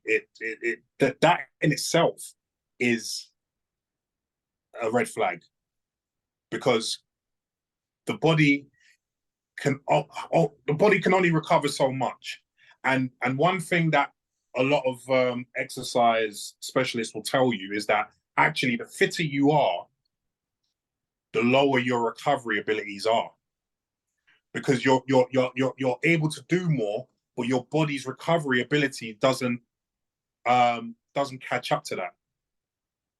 So that in itself is a red flag. If an athlete is able to string together for a year all these hard training sessions, and recover from it, that is a red flag. So, you know, because if you're training naturally, your training sessions are going to be like this. You're going to have good training sessions, bad training sessions. You're going to be ill. You know what I mean? It's so yes, and the UK cyclists try to use that. What's the term they use? Marginal gains, which was funny, but which we now know was bollocks, because their chief doctor's been banned for giving them testosterone, but no athletes seen a ban. But anyway, we digress. But yeah, if you're training naturally, there's going to be a ceiling, and I'm sorry to say, you're not going to develop knockout power. Yes, you might develop more power, but to go from a decent puncher to a knockout artist, that's not going to happen naturally. It's just not going to happen naturally. That's like me saying, I'm going to go from a 10-7 sprinter, and naturally over, I don't know, 2 years, I'm going to be running 9.9. It's not going to happen. It's not going to happen naturally. No matter how hard I want it, no matter how hard I train naturally, that's not going to happen. But if you have, and don't get me wrong, there's outliers. That's one thing. There are some outliers, but again, that's not the norm. Right. And because of the situation the way it is, you can't really figure out who these outliers are. Sure. Because as we've seen, nearly everyone's at it. Nearly everyone's is at it. So it's a very difficult subject to educate people on, because there's nuances to it, and it's not always the eye test, but but the eye test is different for everyone, because sometimes it's about physique, sometimes it's about performance. It's just different. There's so many different things you've got to look for. Yeah, so I don't know if you saw the Dr. Usman YouTube video where he was talking. It's funny you talk about physique there, because obviously you were obviously a tank, an absolute unit. But he was saying like the ones that you're not, that you least expect, are like the bigger dudes who don't look much, but who have the capacity to throw volumes, high volume fights, high volume punches for fights for 12 rounds. And I think he cited one or two, and I'm not going to name them here, but anyone who wants to go down and find that interview can do. But It's funny because I've felt this in the competitions I've done, where I think I'm supposed to look a certain way and be a certain level, and people are probably quite disappointed when they see what my engine's like and how and what kind of athlete I actually am. And I've been beaten by guys who are shorter than me, podgier than me, and all the rest of it. And I'm like, and I'm not saying they're on stuff, but I'm like, they might be on stuff, but based on what I've heard, because it's not just a physique thing. Some of the guys with the best engines who don't look much might be the ones taking the stuff. One thing you did say there is it's quite a complex subject, and you've used a lot of terms I'm very unfamiliar with. Are you fascinated by it? Like when something Oh, comes up, are you like, do you get your not do you get your kicks, but are you like really interested when the stuff hits the fan? um, I'm very interested in PEDs in general. Like in I've so I always knew I was going to take PEDs. When Ben Johnson won that 100 meters, because I'm a big comic book fan. I've that influenced me, and comic books influenced me in a big way, especially Marvel comics. Right, I've always wanted to look like those guys in the comics, and when I saw Ben Johnson do what he did, I was like, whatever he's using, I want some of that stuff. Like I knew, and I was 10 at that point. I knew I was going to Wow. take PEDs at some point, right? So it's always fascinated me. Now, obviously, the more knowledge that I've gained through my degree and whatnot, the more I realize that these things can be used safely. They're obviously in medicine, um, but unfortunately, it's the stigma that's put upon PEDs that's the problem, and the way that everyone's tried to go about the whole PED issue has been the wrong way. If you look at Charlie Francis, Ben Johnson's coach, he always said, look, the best way to go about this is to only allow people to use the drugs that are naturally produced in your body, as I mentioned earlier. Test these athletes for their health parameters and the other drugs, apart from the ones that are naturally in your body, and then therefore you take care of the safety aspect and the fair play aspect, which I always thought was a good in between. But to answer your question, I don't really care anymore when people pop. I mean, Alicia, what's her name, Baumgartner or Baumgartner, whatever. yep. Yeah, she's popped. I get every time someone pops, I get a whole bunch of messages. I always hear you're right, and I see Twitter blow up and people tagging me and whatnot. It makes it gives me a certain I'm satisfied in the sense that it shows that I was right all along, as because I came out and said most of the athletes are on it, right? And even just a couple of years ago, I was on a podcast with Richard Poxon and I think Johnny Nelson and Ade Oladipo, and I came out and I said conservatively 80% of pay-per-view fighters are on drugs. And Eddie Hearn felt the need to come out and slate me and say, "Oh, Larry's a bitter loser," blah blah blah blah blah. So I get a special kind of satisfaction when I see matchroom fighters popping dirty. Do you know what I mean? Because it's like, yeah, what have you got to say for yourself now? Because it's always telling when someone makes an argument a personal thing. I wasn't personal with Eddie. I made a statement based on my observations, my interactions, and so on and so forth. I didn't make it personal. He felt he had to make it personal. And I always see that as you've lost the argument straight away. And now the chickens are coming home to roost, as they say. So yeah, in that sense, I kind of get a little satisfaction out of it. But at this point, if people haven't figured out that they need to find a new approach to this whole anti-doping thing, then it's not my problem. I don't care. When you got caught, you said, in fact, I think Bruce Baker told me you applied to Luxembourg to carry on straight away. Yeah, that's actually nonsense. I don't know why Bruce Baker actually said that. And how do you even know that? Because I barely speak to Bruce Baker. So he must have heard that from someone. That didn't happen. Okay. That But didn't happen. it does. I mean, it's perfectly logical, like in terms of that's how boxing is, right? You get banned somewhere, you can pop up somewhere else. Like Yeah, that's yeah. we've seen it. But also in at the time you said in 4 years' time I'll be back. So you that was your plan, right? That was your plan to Yeah, you yeah, were always going yeah. to come back. But you were allowed to come back within 13 months. So is it 13 months based on each? Is it a month for each thing you admitted to? No, it was just what was it? So basically, what happened was I was given. So they didn't want. It's weird how this happened because even though the ban, everyone thought I was banned for 4 years, it was actually 2 years. But for some reason, they didn't want to put it out there that it was for 2 years. Maybe there'll be backlash. I don't know, whatever. But then what happened was I got contacted by UK anti-doping because of Craig Windsor Jr.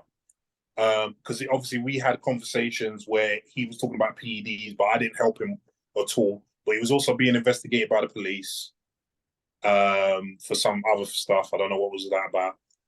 The police liaised with UK anti-doping, so they were privy to the messages. They phoned me up. I assured them that I wasn't doing anything because I didn't give them any advice. And they said, right, you can get your ban further down if you're willing to come to a hearing and say that he sent you these messages. Now, I don't know Craig Windsor. I've got no obligations towards him. He's not a friend. He was just a Facebook person who started messaging me and wanted advice. So I came to the hearing and I said, yeah, he sent me these messages. And then therefore it was the ban was lifted straight away. And at that point it was 13 months. So yeah. And the British Boxing Board Control had a right shock when my application for my license reached their desk, and they obviously weren't going to grant it. But then it was told to them that because they've signed up to UCAD, which is part of WADA, they have to follow WADA rules, and the WADA rules state that I am now eligible to get my license back. So if they didn't have a good reason not to give me my license, I could sue them. So they had to give me my license back. So you were back. You came into prize fighter. You fought Jason Gavin. Then you fought Sexton again as well. Did you guys mention? Did you guys talk about the previous fight and the previous tests and everything else? You and Sexton? Nah. I mean, to be honest with you, I got jobbed in prize fighter. I could see what was going on. It was also told to me by a prominent ref afterwards that they were going to make sure that I never advanced in that prize fighter, and so for me, I was just like disillusioned with the sport, and I thought to myself, you know what, it's time to find something else to do, and that's when I decided I was going to go back. I was going to go to drama school, and having gotten advice from Gary Stretch, who's an actor now, living out in LA. So I went to drama school, but then I thought to myself, okay, how am I going to fund drama school and my lifestyle generally? Because I don't really want to go and do a 9 to 5 for now. So I just decided to go on the road. So after prize fight, I never really trained much. I just went on the road, and that Sexton fight was part of being on the road. So yeah, so you were in the blue corner a lot then. So Dave Allen, Gary Cornish, Ali Adams. By the way, any good Dave Allen stories from fighting him? Not really. That's it. That's it. And then you kept going until Huey Fury in 2015. Mm-hmm. What made you call it a day? Why was enough then? Was the acting stuff starting to come in? The acting stuff was starting to come in. The acting stuff started to come in, and yeah, I didn't feel the need to be on the road anymore, basically. So, Did you have regrets over your career and how things panned out?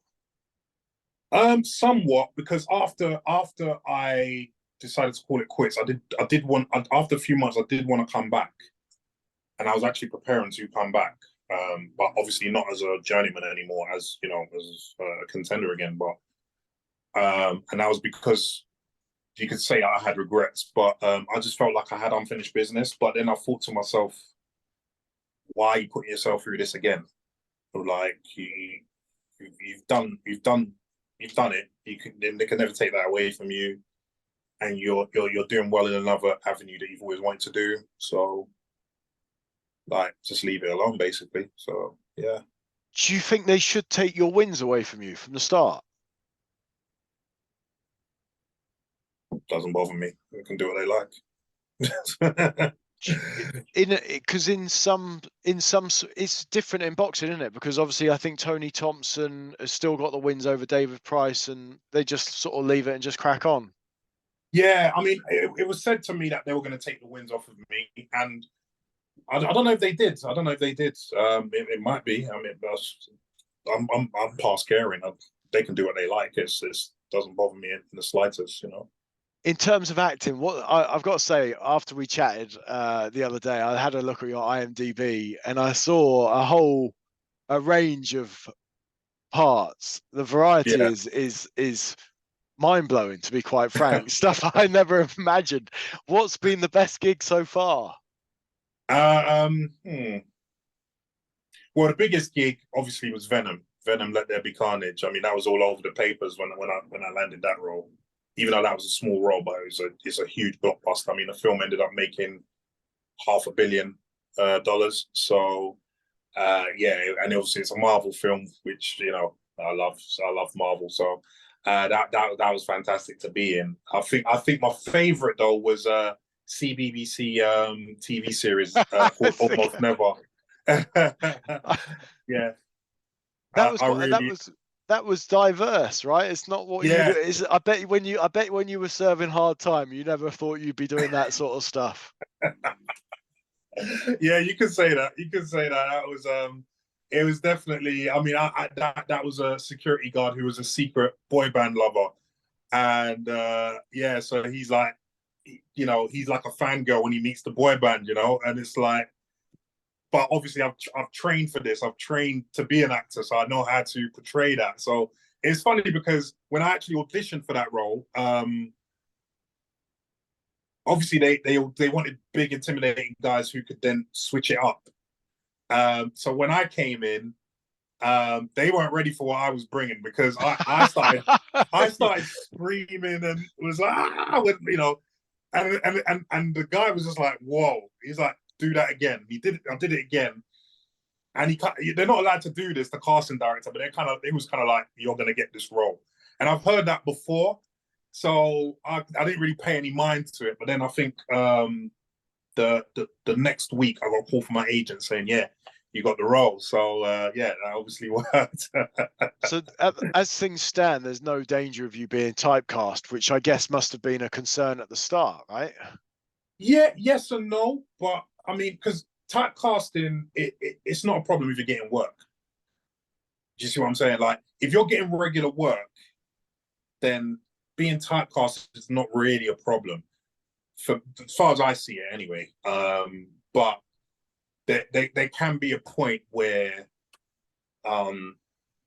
you might want to be in a certain kind of role, and because you've not been seen in anything else but a certain type of role, you might not be seen for Yeah. or be thought of for that. So it's a double-edged sword. It's a double-edged sword. But I'm glad that, because that was the thing about me. I knew I could do different things. I knew I had a natural talent for acting. That's why I always wanted to do it. But when you know, obviously getting into my acting career, I knew that I could do a diverse range of roles.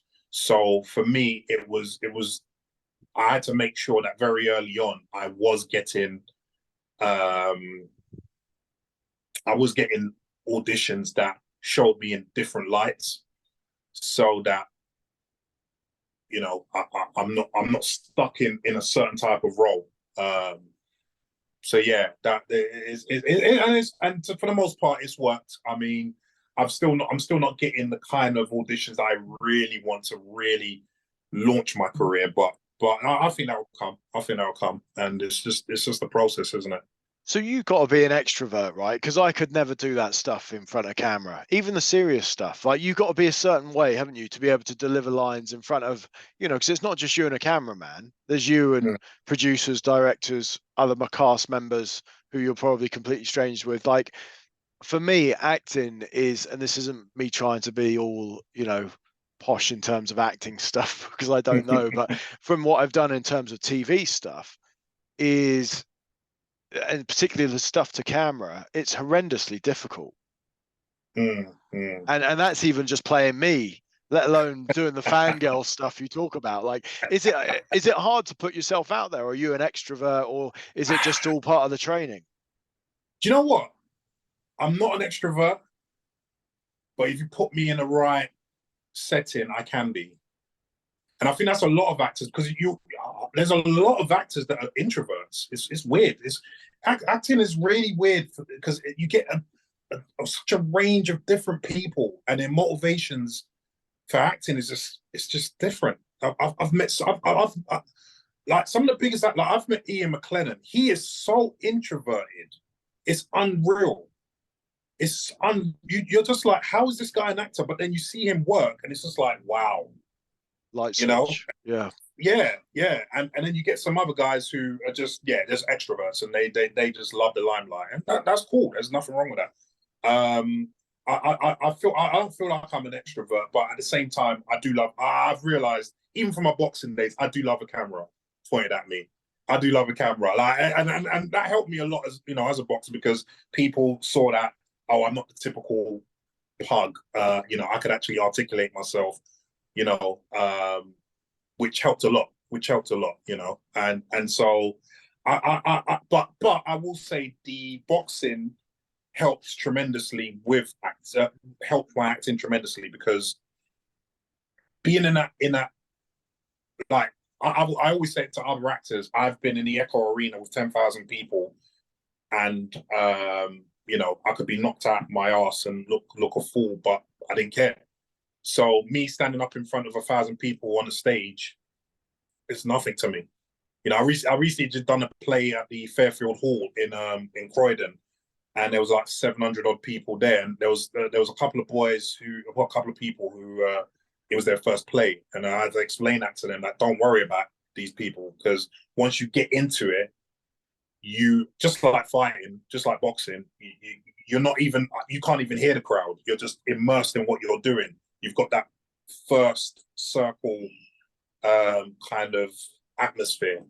So don't even worry about it. So in that respect, boxing helped me a lot. Yeah, I think to be fair in that respect as well, sometimes when I've had difficult situations, like whether it's public speaking or whatever, sometimes I do think back to my amateur days and think, well, there's no one out there waiting to take my head off. It was easier. It's Yeah, not as hard as that, is it? Because obviously, yeah. I used to be quite an apprehensive boxer, so I used to get nerves and all the rest of it. Kind of think once you've been through that and once you've Mm. done that walk, everything else is just that little bit easier, isn't it? Yeah, 100%, 100%. And I think this is why boxing needs to come back in schools, or at least some sort of form of combat sport, like whether it's karate or whatever, because I feel like that's what's missing in young people today. That confidence. It's just that I can handle myself. I don't need to carry a knife. I can handle myself. Because back in the day, you'd have a fight and that's the end of it. Like now, people. I think it goes back to what you were saying earlier about how we grew up. Like we weren't afraid to get in scraps because we got smacked at home. So we're used to getting hit. So it's nothing to go out there, have a fight, you get hit a couple of times. Okay, cool, I can handle that. But now kids don't want to be hit, and they can't handle being hit. So it's like, okay, I'm not going to get hit, so I'm going to carry a knife. It's one of those ones. So I really think something like boxing needs to be back in the schools, and kids need to be forced to do things like that to Yeah. give them that self-confidence. And yeah. Yeah, I think there's a self-discipline, self-confidence thing, and it's a tough one though, isn't it? Because you also want it to be organic. But I suppose the thing is, if people, and you'll go back to this in terms of the people you've seen in Hackney, whether it's James Cook or Terry Dunstan, there's a certain sort of aura around boxers anyway, like in Mm, terms of the community, like they are seen to be community leaders who don't need that stuff, right? And they're, yeah, it's one of the reasons why a lot of people, your normal sort of drug dealers and bouncers and that, like they all want to be friends with the fighters because they've got respect for them. yeah, 100%. I mean, I think they've got that respect in terms of they would love to be doing what the fighter is doing. I Yeah. get that a lot. They would love to be, because like you said, those kind of people, the drug dealers, the bouncers, they want to see themselves as the tough guy, the alpha, and obviously being a fighter, you can't be more alpha than that. So I think, I think that's a lot to do with it.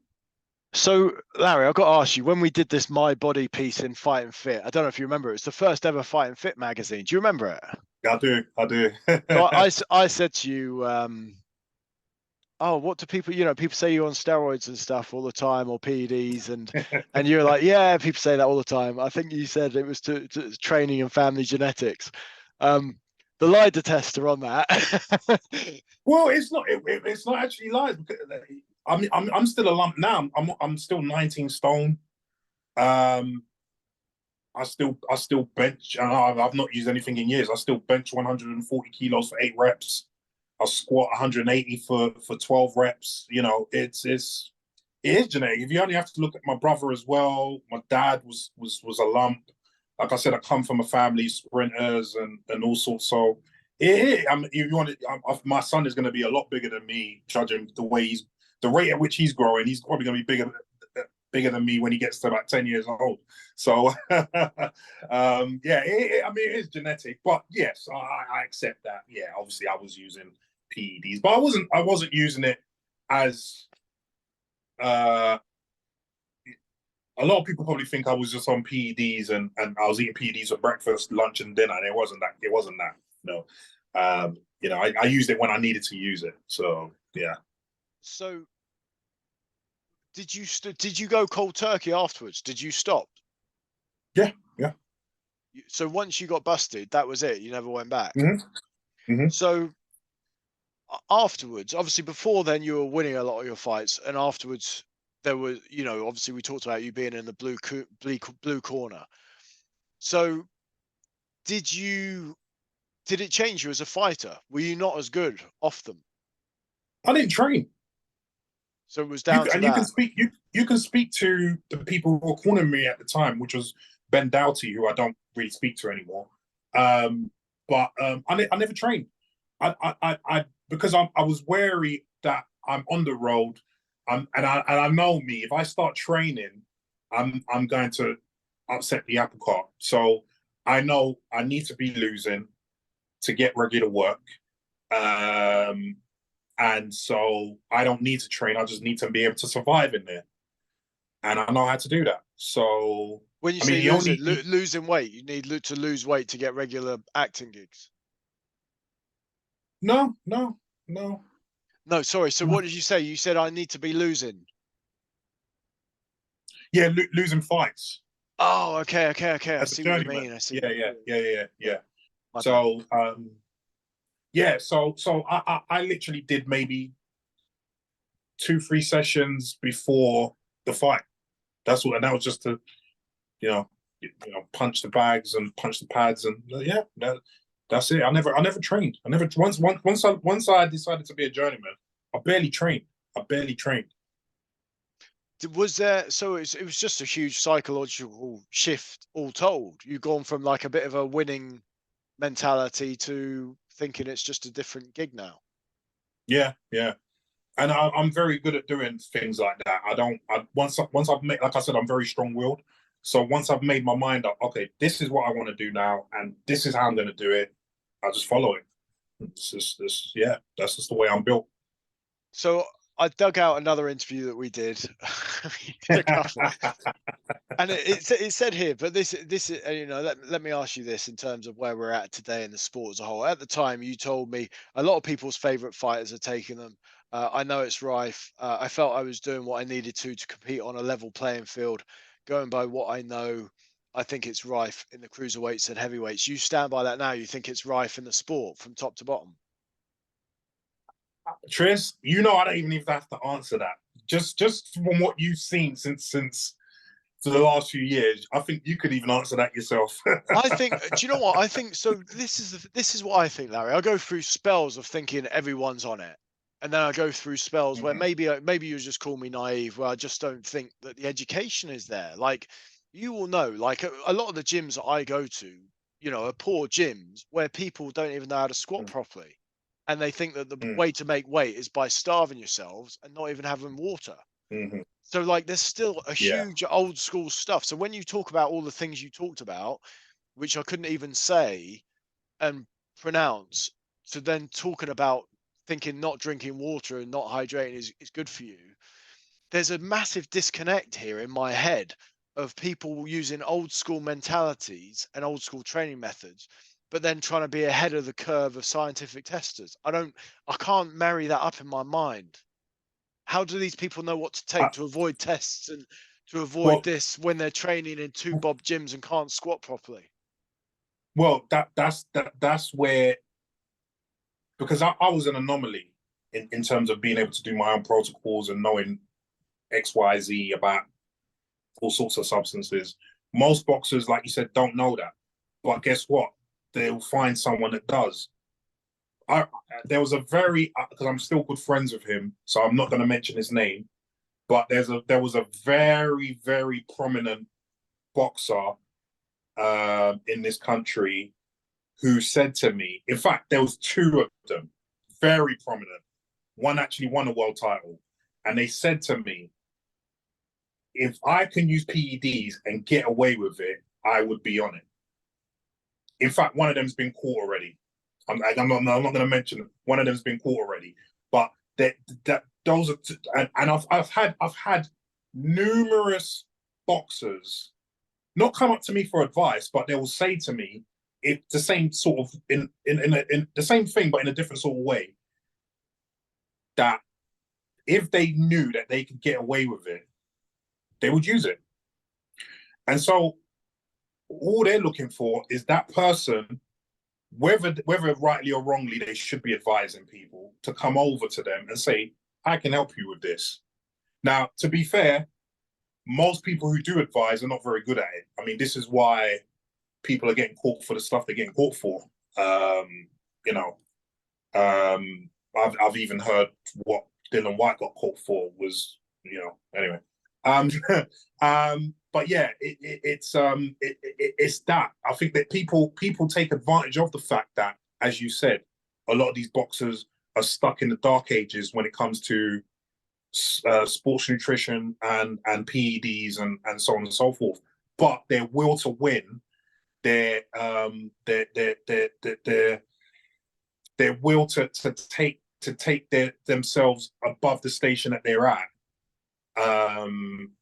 in terms of lifestyle and for them and their family, supersedes all of that. So they will trust someone, rightly or wrongly, with that, with their sorting that out for them because they can't do it themselves. Why are you speaking like this? And why are you so accepting of the situation now? Why don't we have reams of excuses from you and admission? Why are you admitting and open about this? And why does everyone have a reason for a dirty test now? Like, no, because this is the thing, right? This is the thing. When you're not scientifically educated, myself included, you know, there's always a statement that comes out saying, I don't know, I'd never do anything like this. And obviously, you want to see the best in people. You read these statements, you might roll your eyes, but you think, oh, well, maybe they are. Maybe they are clean. Like, I hope so. I hope there's something wrong. What? But no one holds their hands up. Like, obviously, I know that you failed a test, and obviously there was obviously the evidence that goes back to that operation. But like, there's no one admits to this stuff at all. No one says, "Oh yeah, you got me. I'll do my time. I'll be back in a couple of years." Yeah, I mean, you mentioned Raw Deal, but at the end of the day, They knew they knew that I'd been at it for a while, though they didn't have specifics. So that's why I was readily. I just wanted to tell them. Because I agree with what Charlie Francis said, and I said this to you earlier, that I think the PD issue needs to be handled different, and they should allow substances that your body readily makes. Because I mean, I get that a lot of this issue is lack of critical thinking, because everyone wants to jump on the bandwagon. Oh yeah, you're going to kill someone, blah blah blah blah. That doesn't take into account the fact that it's a dangerous sport and people have died already. So it's not like, and I'm not trying to trivialize. I'm just trying to make a point. People, it's not like someone died because a boxer who used PEDs faced someone who didn't have PEDs in their system, you know, and now that's a new thing. Like, oh my god, that's a death. There's many bodies in the sport. So how is that any different? Are you saying that? Are people trying to say that? Not you specifically, obviously, but are people trying to say, oh, if you die in the ring, but there's no PEDs involved, then that's fine. But if there's PEDs involved, then we need to make an issue out of it. People don't think along these lines.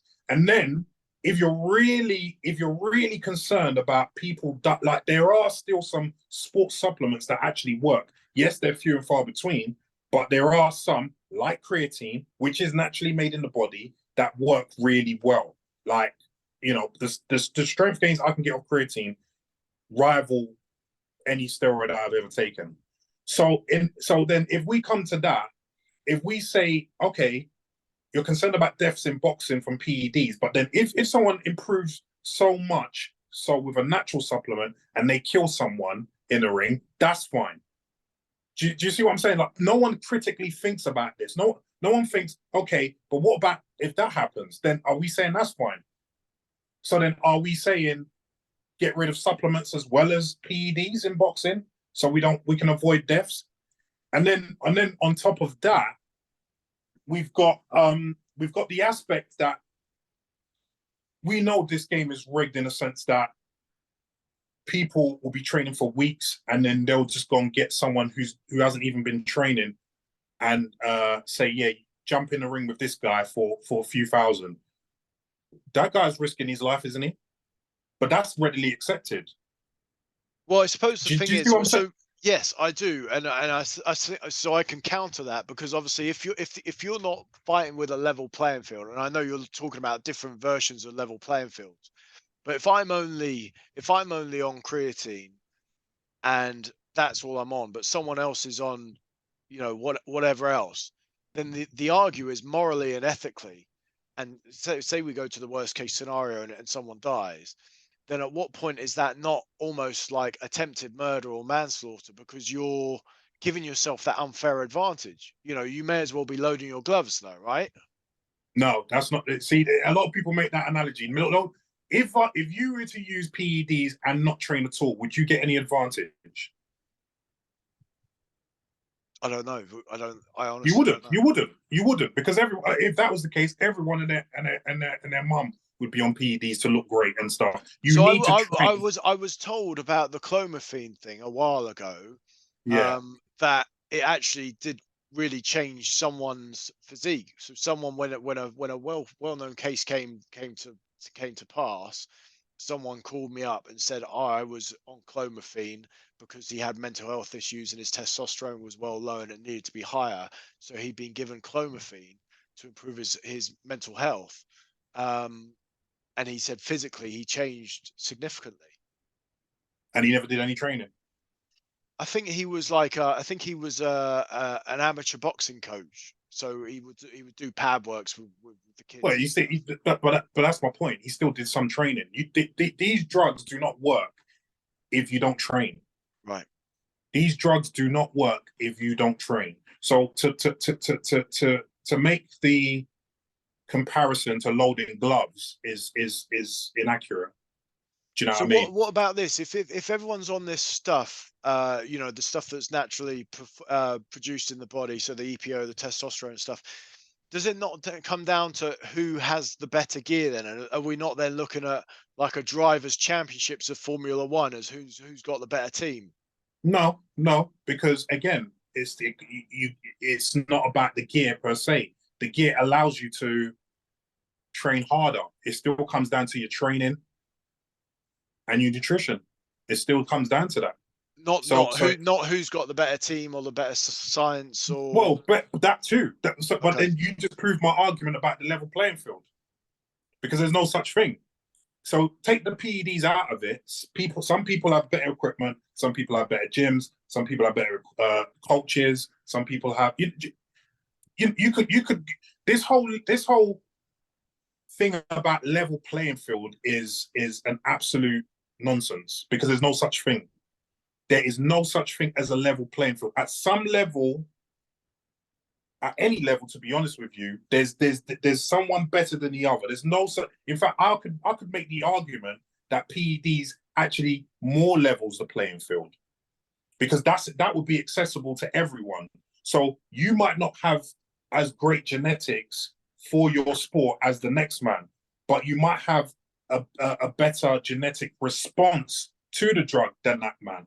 Then that levels the playing field. This is what I'm saying. That again, people need to think critically of this, and this is why I mentioned about the drugs that your body naturally makes. Because if I said to you, "Okay, I'm going to take this artificial drug, body doesn't make it," I can see the argument of, "Well, that's not that's artificial." But if you've got a natural substance in your blood, and I make the analogy with testosterone and creatine, because creatine is made in the body, testosterone is made in the body. They both have been proven to be safe. They're both, obviously in therapeutic doses, they both have been proven to be safe. So there's no reason, apart from one group of people have said that one is okay and one isn't. Do you see what I'm saying? So in that respect, this is why I always make this comparison, with those two. I find this I find it all fascinating. I'm Mm. like and obviously the your take. I love you. I'm really interested by your take. I mean, one of the old school Philly boxing writers, Nigel Collins, says he's gone completely the other way and says just legalize everything now and just See, again, I was of that mindset, but then when I read what Charlie Francis had to say in Speed Trap, when he said, "Look, these anti-doping measures are only leading to people doing more dangerous stuff." The thing is, though, Larry. So, So let me ask you, but let me intervene here. If you're leveling that playing field, we'll go back to outliers. You're still going to have people trying to find an edge. If you're all just on EPO and testosterone, and what was the third one? uh, a growth hormone. So if someone's on all that, they'll be like, nah. If they're just on them, I'm going to take some of this stuff and get something else, and then that's Yeah, it. then ban them. Then ban them. Okay, I see. So that's what I'm saying. That's what Charlie Francis said. But So if that, Charlie but if Francis, that's the mindset of the athlete, they're always going to be looking for an advantage, right? And then they'll be trying to find stuff that's but you're like never it's gonna, yeah, but you're never gonna stop that. No matter what yeah. you do, you're never gonna stop that. So that I think can be put to one side because even if we said allow everything, I mean, people haven't even touched on this, but I know it goes on. There's gene doping now, and there's no test for that. You can change your genes with CRISPR and a couple of other techniques. You can actually change your genes now. There's no test for this. So there's always going to be ways to cheat and or so whatever you call cheating or whatever. It's never going to stop. It's never ever. It's just human nature. It's human nature. So I think making that like making stuff that's naturally produced in the body okay, and then saying everything else is not okay. I think that's a good middle ground to have because you know then you're saying, okay, look, I think that's being fair. And then if you have any, because and that's another thing because then it's easier to even catch people if they're not gene doping, obviously, but that's expensive. So if you're not gene doping, if you're trying to use any other artificial substance, it's actually easier to catch you because your body doesn't make it. So it actually makes the anti-doping organizations more effective. I am both amazed and terrified in equal measures. And look, I'm not. Listen, I understand people who are not for doping. I get it. I'm not trying to say you should be for doping. I get it. No problem. I've got no problem with. But when they come up with the same nonsensical, oh, you're going to kill someone, it's going to take a death. Because I've spoken to lawyers, right, and they said, realistically speaking, if someone dies in a ring and the other person was found to be taking PEDs, they could not be done for manslaughter. Because again, as I said earlier, that would assume that no one's ever died in the ring. Can you die in the ring from taking punches? Of course you can. So how are you going to prove that it was these PEDs that made the difference in that person dying? You can't prove it. You can't prove it. Do you see what I'm saying? So all of this, that's why I said people got to start thinking critically. So the Really the, start the only thing I thinking.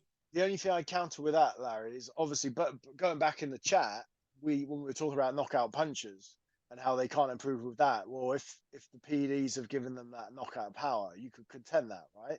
But I suppose at the same time, I suppose obviously my a big part of my recent background is brain trauma and boxing. So obviously we'll never know what punch was caused by it, and obviously it could be an underlying brain issue from a sparring session or previous fights or higher mileage. We'll never know.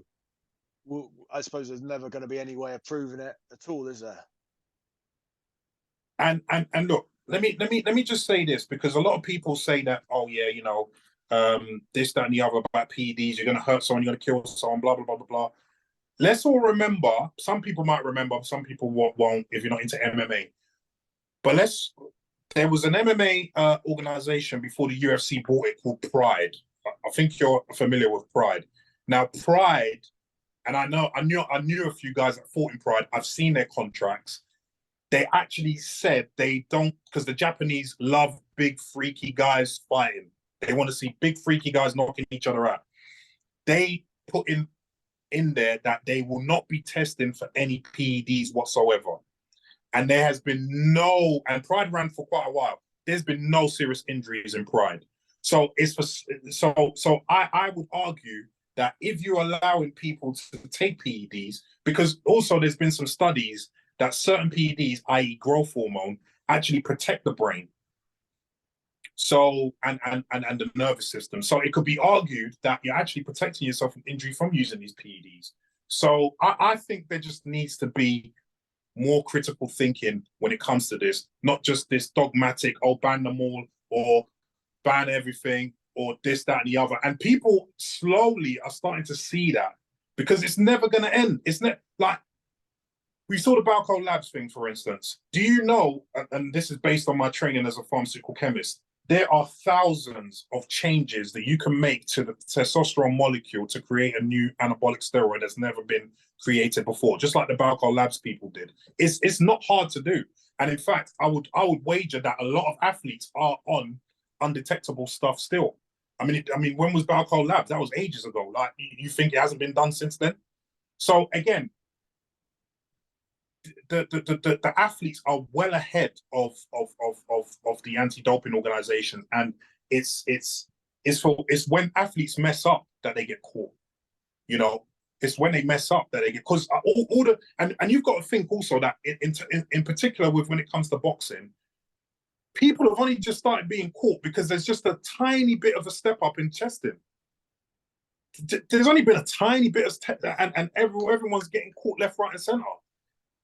Imagine if there was the kind of tests that there are in, like, say, track and field. There'd be no boxers left. There'd be no boxers left. So, for me, things have just got to change. They've got to change. However you do it, it's got to change, but it's got to be a realistic change. And the way everyone's looking at this right now, the powers that be, it's just unrealistic. You know what I mean?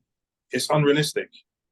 And I think people have got to start bringing their mind to being more realistic, because as I've touched on so many things in this interview, and people should start to realize that, I mean, again, no one talks about gene doping, but that's out there. That's been out there for years.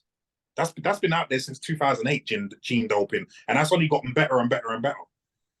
So there's no test for that, and there probably will never be a test for that because you're changing your actual genes.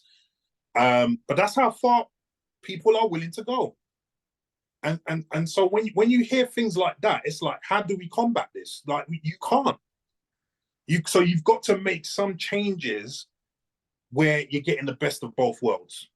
That's how it's got to be. I mean, listen, it's not the first time in history that when they did the I'm going on a completely different tangent, but when Britain did the Good Friday deal, you had to make some concessions. Yeah, you had to release terrorists.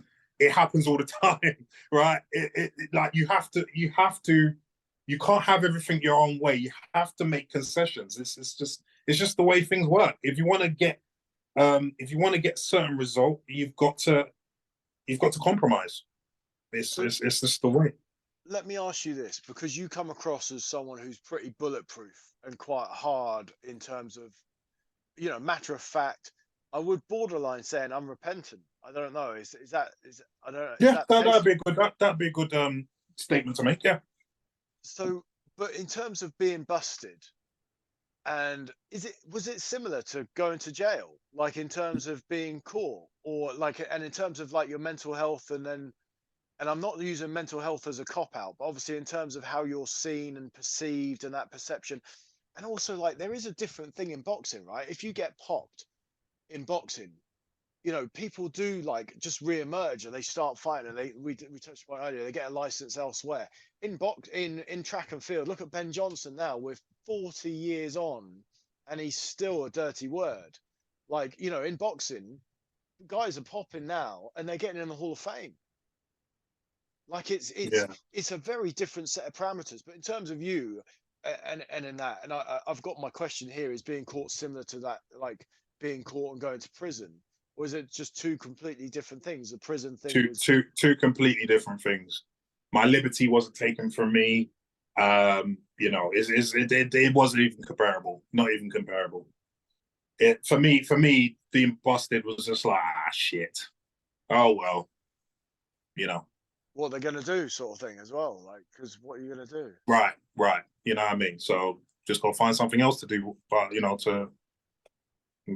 that's just that's my mind. I mean, don't get me wrong. There's other people have got a different mindset to it, but for me, it's there was always a risk. You always know that risk is there, and it didn't. Obviously, it bothers you, but because again, like I said, you knew that everyone else is at it, and they're making me the scapegoat. But at the same time, that's why I came out with the rhetoric that I did, and I still do today, because I know I've been proven right. I mean, a lot of people have now messaged me and said every time someone pops that, yeah, Larry was right.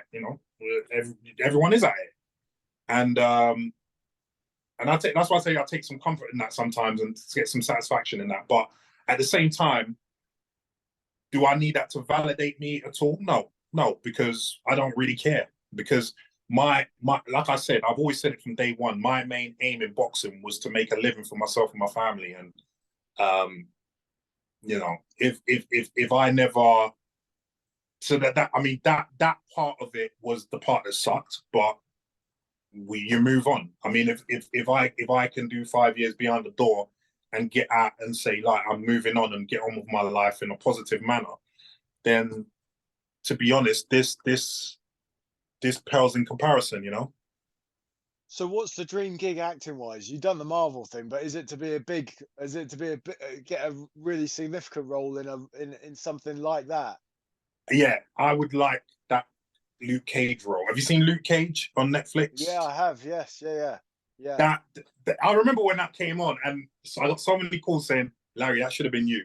Like the goatee, the size, that should have been you. And it's like, yeah, I mean, that was one of the superheroes that I loved growing up. And I would love to have played him. And the fact that now that the rights have gone back to Marvel means that they'll be looking at some point to make a film with, so I want in on that. That'll definitely be the dream role. with a London slant. That'd be great. That. Oh no! I can do an American accent. In fact, I've got I can't say what it is, but I've got all part of the acting training.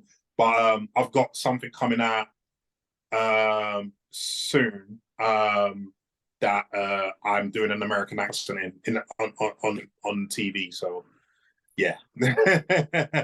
I would be that guy saying, "Oh, talk to me in American," but what sort of American are you? What sort? West Coast?